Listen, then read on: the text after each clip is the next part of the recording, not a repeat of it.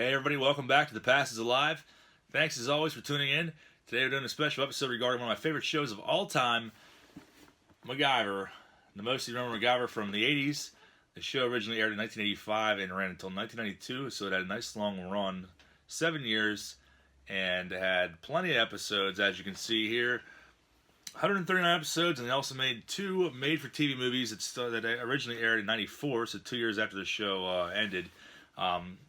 Those were also pretty awesome. I'm going to start out by showing you a clip of the man himself in action. This is from the movie Trail to Doomsday. This is the very last Macgyver movie and scene ever made. Check it out. What have you done? I've armed the bomb. It can't be disarmed without a trivet wrench. You lose, Macgyver. Now we all die. Nuclear detonation in 1 minute, 30 seconds.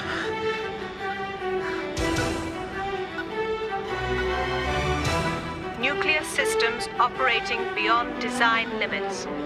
Red alert. Plant failure imminent. Repeat. Nuclear systems operating beyond design limits.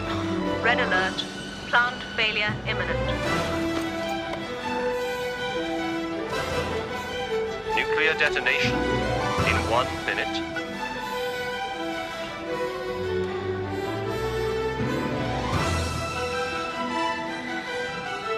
Detonation in 50 seconds.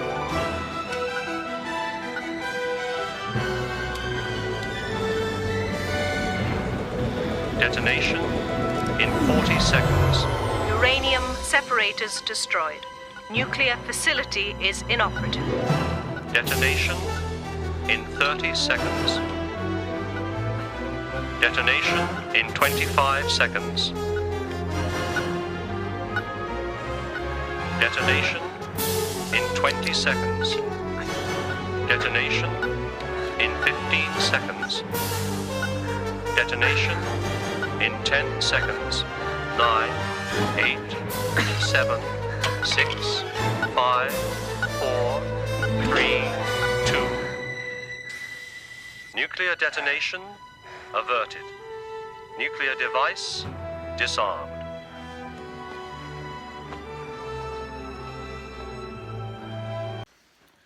Pretty awesome scene. Always liked that one. Been a huge fan of Macgyver since I was a little kid. Used to watch with my parents on Monday nights on ABC, and would beg them to let me stay up late just to watch the show.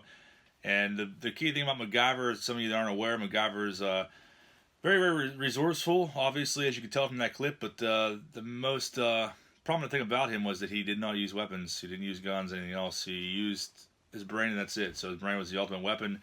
And he got out of some very, very sticky situations. I mean, every single episode was him somehow involved in being at the wrong place at the wrong time and getting himself out of it using only his head and some household resources for the most part. So a really awesome show.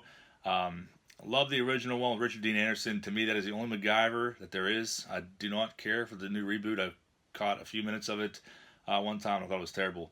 So I'm only talking about the original Macgyver with RDA, and I also want to show you the toy line that came with it.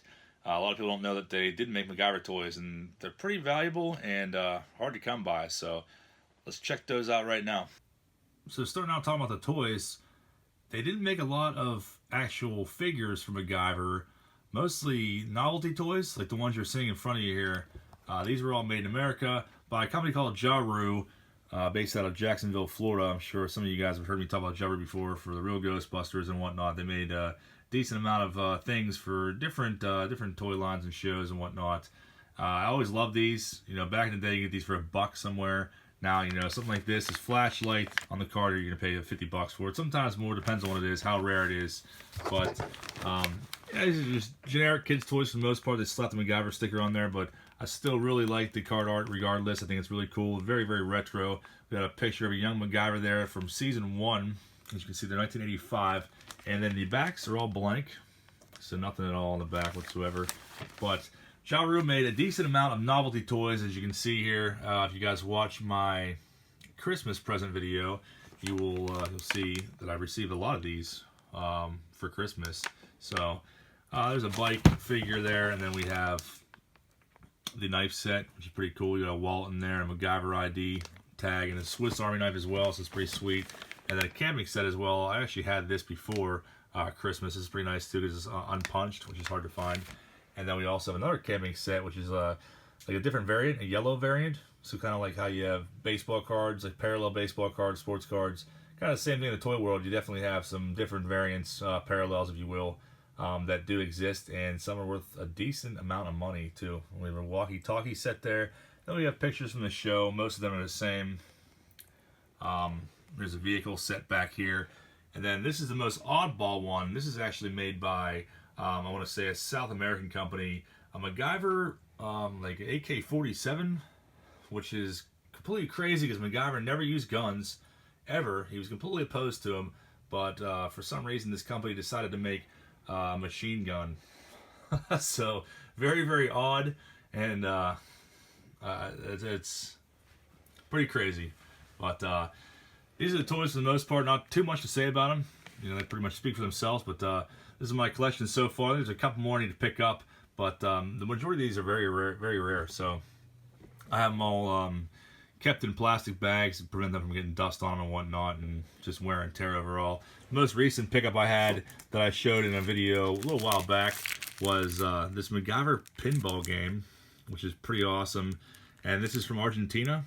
I actually bought this on eBay, and these apparently were distributed in cereal boxes in the 80s. So never ever saw this before until a couple months back. I was like, I have to have that. I think I paid like $30 for it, which is very tiny too. You can look at the size of my thumb next to it. Very small. I thought it was going to be bigger before I got it, but this was in cereal boxes in the 80s, so pretty cool novelty item there. And then most recently, another thing I received for Christmas. This is brand new. If you guys are Macgyver fans, even if you like board games, stuff like along those lines, you can go to Target and you can pick up this Macgyver escape room game. It's an interactive game. It's kind of a one-time deal. This is made by the Pressman Toy Corporation in 2018, and as you can see here, 5 individual hour-long missions that can be either completed one at a time or back-to-back.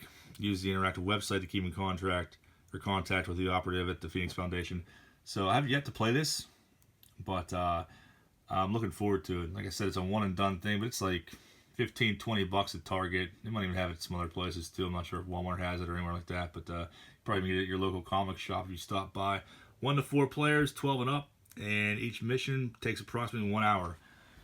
So I haven't ripped this open yet, but probably gonna do that pretty soon.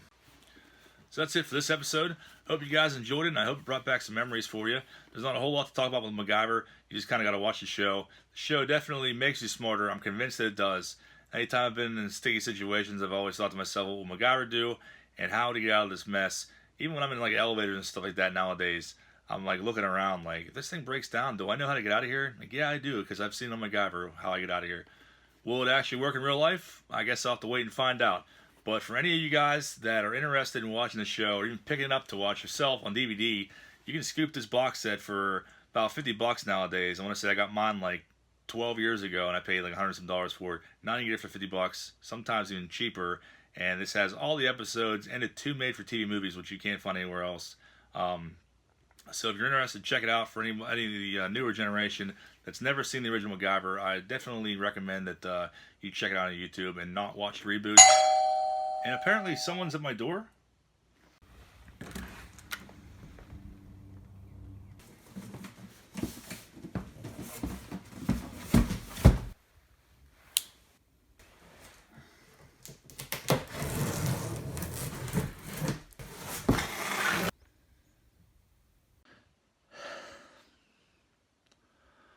Murdoch.